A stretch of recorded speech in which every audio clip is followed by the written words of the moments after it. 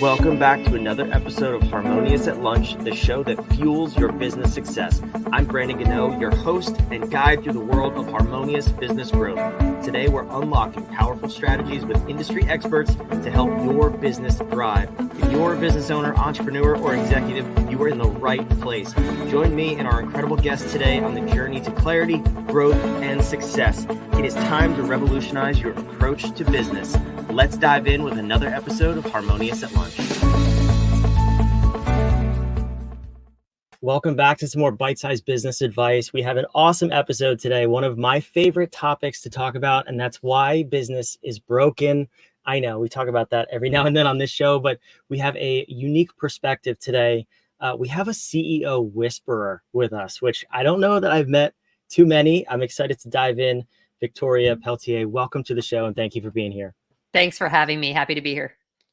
I'm excited. So CEO Whisperer is a big title. It's a very cool title, and one that I think I wish more people had, because they're the head of the organization, right? And we see all of these organizations broken, for lack of a better word. So let's unpack your history, how you even got that title, and then we'll dive into how business is broken. So tell me, you've worked with the biggest companies in the world. How'd you get there? Sure. So it's going to make me feel really old, Brandon, when I tell you that I've been a C-suite executive for over 20 years now. I stepped into my first executive role as chief operating officer at the young age of 24 years old. It was a massive stretch role for me. And it was a shift from financial services, from banking into the world of B2B professional services, which I loved. There's a lot more complexity because you're serving this additional layer of constituents, in terms of shareholders, the company you work for, their employee, their customer, and then your own employees as well. And I've stayed there ever since. I have built and bought my own companies as well, usually as a side hustle or just a pure investment on the side. As you said, I worked for some of the largest companies in the world. The last 10 to 15 years have been with Fortune 100 companies, from Aon, American Express, IBM, and Accenture most recently. And I received the title of CEO Whisperer because in my world of B2B professional services, which is consulting, technology, and services, there's usually someone that's at the helm of some of these engagements and becomes executive sponsor for many clients. And I'm often brought in to be that trusted voice to the C-suite, having been one. And I think more importantly, because I operate with radical candor. Unlike the world of management consulting, where I find many consultants tell clients what they want to hear versus what they need to hear, I'm the need to hear person, which creates trust with the clients. And so they pull me in. So CEO Whisperer was a name that I actually received at Accenture. I was part of their CEO and board transformation practice. And one of our top leaders named me that. And Dan is his name. And I loved it. I've embraced it. I own it. I'm very proud of it. I love it. Well, that's the caption under this episode, wherever the listener is watching or listening. So we're gonna just keep that title with you forever. But you said something really interesting there, because there's two ways to say you deliver your message with candor. There's the a-hole route, which is I just tell it like it is and I don't care what people think. And then there's also the appropriate way. So obviously I'm judging this, which is with love and compassion, empathy, and the caring for both the person you're talking to, the company, and everybody involved. Safe to say you lean that way, but I'm curious, how do you go about developing that trust so you have the respect of everybody listening? I have a very different approach in business than many others. There's lots of talk about relationship-based selling. And I am truly relationship driven and building relationships from a place of genuine interest and connection with people. But to do that means I build relationships from a place of generosity and not greed. I give freely of my time with even though I might hope we're going to do business at some point, that's not how I go into the relationship. And then over time, we continue to build that. And then naturally people do business with people they like, trust, and want to do business with. And for me, and so that's very, because I find a lot of the companies I work for, they're want everyone going out with selling a toolkit. Here's all the offerings, whatever. That's just not how I build relationships. And the other way I build trust is And I wasn't always like this. I had to learn and pivot because it didn't feel natural. I felt like I needed to show up a certain way.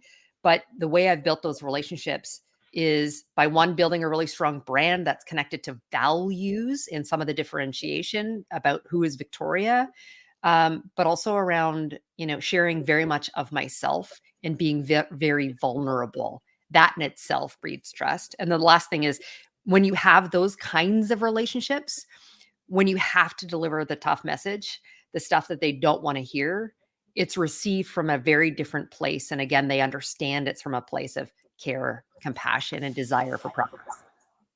Yeah, and I think it's something unique that you said there, which you don't hear a lot, especially in corporate America, is the personal brand that Mm. you've built around yourself.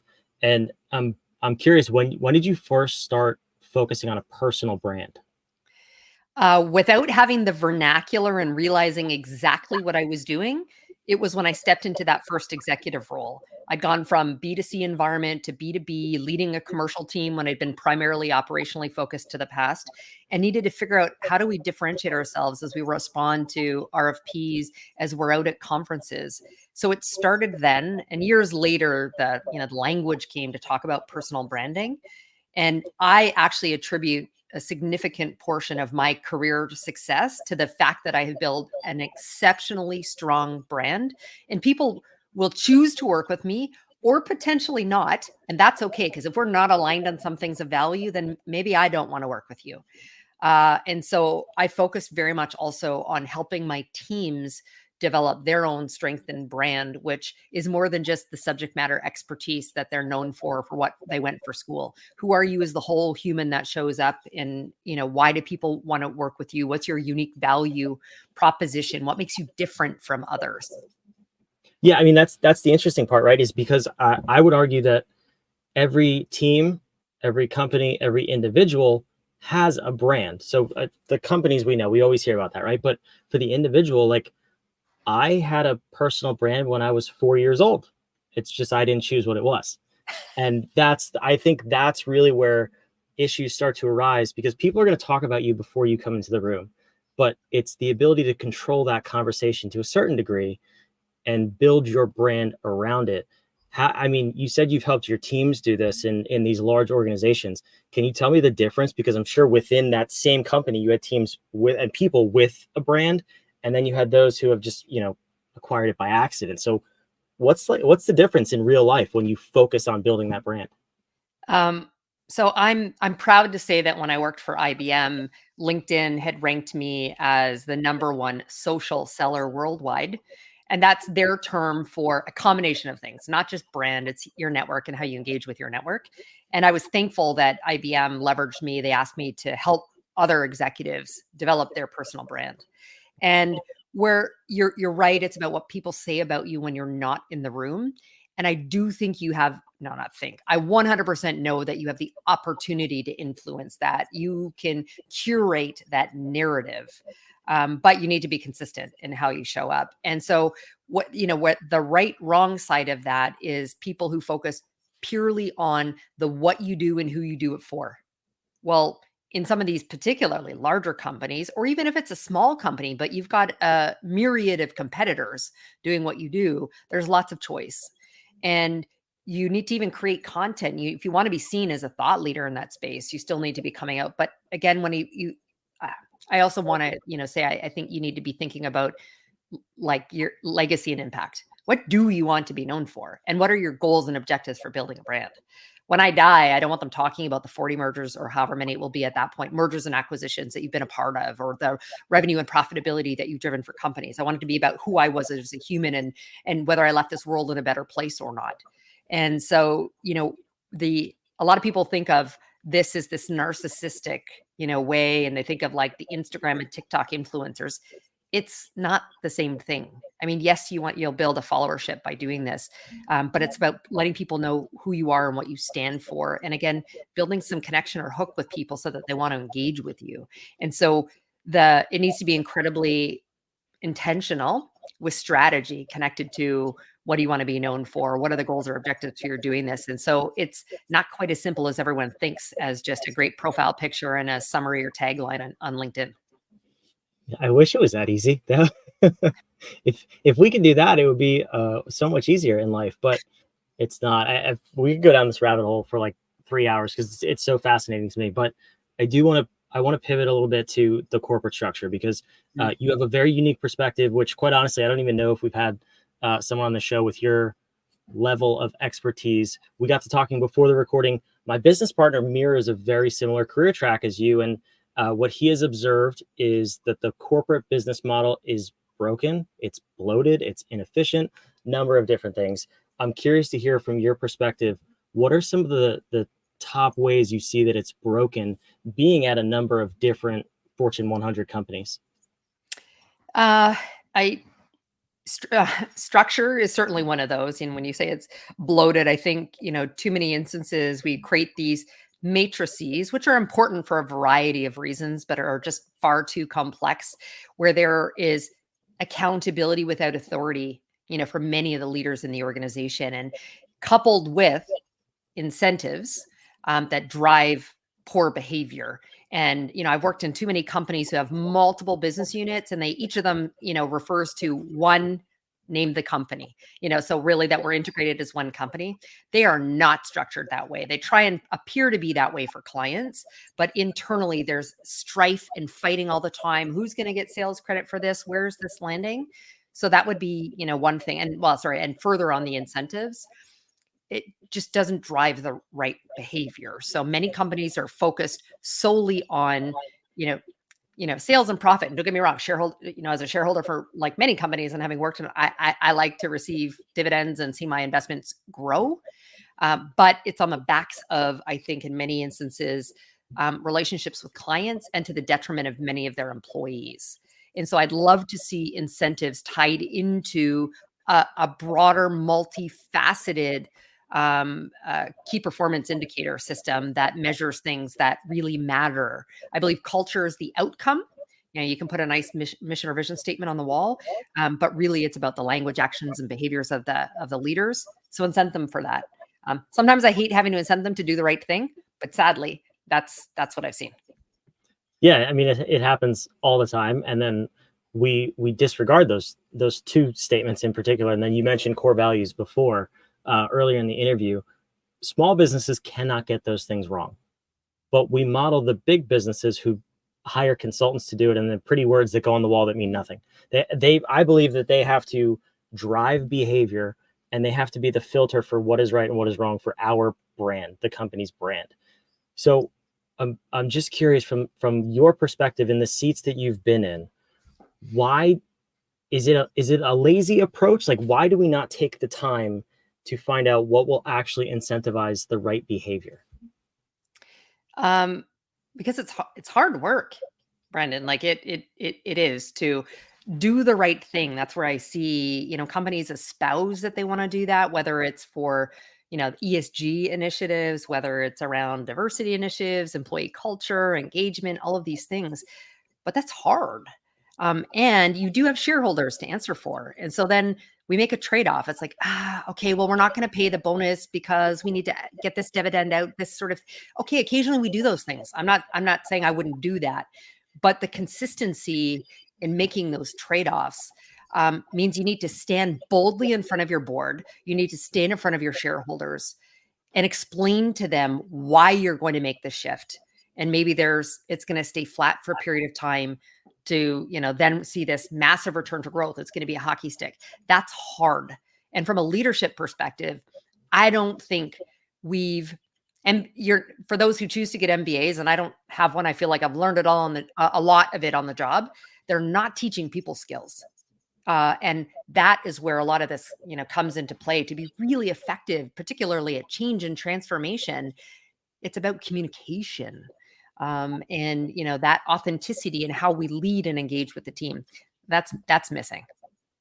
Yeah, that's actually an interesting piece, which is what I was going to ask you next, because we're fractional COOs, so we're technically operations consultants, right? But we understand that when we fix your operations, who runs them? The people who are left in the organization. And often we overlook that and just say, nope, you are cogs in the machine. You do your thing. You do what everyone else tells you to do, and shut up and like it. And maybe you'll get a bonus check at the end of the year. Obviously not our stance. we have to focus both on the ops and the people and optimize both of them. How did you go about doing that when you were in this big machine that of course doesn't incentivize that? So I'm a bit of a, I don't think I can swear, but let's just say it's an S disturber in a lot of these. So I break things to try. I think of one organization I'd gone into, and there had been a really troubled client portfolio, which, by the way, they didn't disclose to me when they brought me in. And we needed to work very differently for that client portfolio and to mirror them. So I needed to get my peers to say, trust me. I mean, there's talking about sales credit and where stuff all goes. I will take care of everyone. We win or lose as a team. So I broke the model in terms of how that company operated. And what I thought was going to be a 2-year turnaround with a client happened in 15 months. But we did that because I was prepared to sort of break the model. And that meant, working through the matrix, heavily, working through influence to get my peers and others comfortable with how I was going to break that mold. Sadly, it's one of these Fortune 100 companies, and so they didn't adopt that more broadly. But for those around who could see how powerful it was, they were prepared to flex a little bit more. And so I'm a control what you can control. I've got a loud voice, and I'm happy to share it. And there's a hierarchy for a reason. Someone can say no, but if you're going to hold me accountable, to something, then you're going to give me, the authority to do what I need to deliver the results. Yeah, you said that earlier. It's accountability without authority. How do you instill that in an organization, even a small business? Like we see it all the time. You have companies, 40, 50, 100 employees, and it's the same thing where people are held to these standards, but they're not empowered to do anything about it. They have to follow whatever's in place, and they can't effectively operate. And then those same people get penalized for not reaching the outcomes. So how do we start this conversation within our own companies to actually give people authority to make decisions and change? Well, I think it does come from the top in terms of leadership setting the example, of leadership creating a safe place for people potentially just to fail and know that it's okay. And we will learn from those things. But also, if you're going to be connected to value and doing the right thing, I think of the Wells Fargo debacle of many years ago, right? Where they were just incented to open these accounts and do these things and whatever. But that needs to start from the top. That was clearly not the right thing to be doing. By the way, that goes back to incentive model. But so as a leader, we need to ensure that we create the safe space and flex to allow people to color outside the line. Yes, and my career started in operations, so I'm there. I'm going to build processes for us to be as efficient, effective, with high quality as possible. But there are exceptions, and I want to give you the leeway to move outside those lines to come back in later. Yeah, one of my favorite sayings is in karate. I'm pretty sure it's karate. A master knows all of the rules, and they're really good at following them. The grandmaster knows when to break them. And I think that's super important with any conversation of authority and decision making. Is systems are cool. Like, I'll be the first one to say that, and obviously I'm biased. You are too, but they're not 100% effective or accurate all the time. Like, you have to break things in order to make them better. Just like you said, I love that that's your mindset and your take on how you operate. So I'm curious, you're in a transition period in your career. Like, where are you looking next to further your career and take that next step?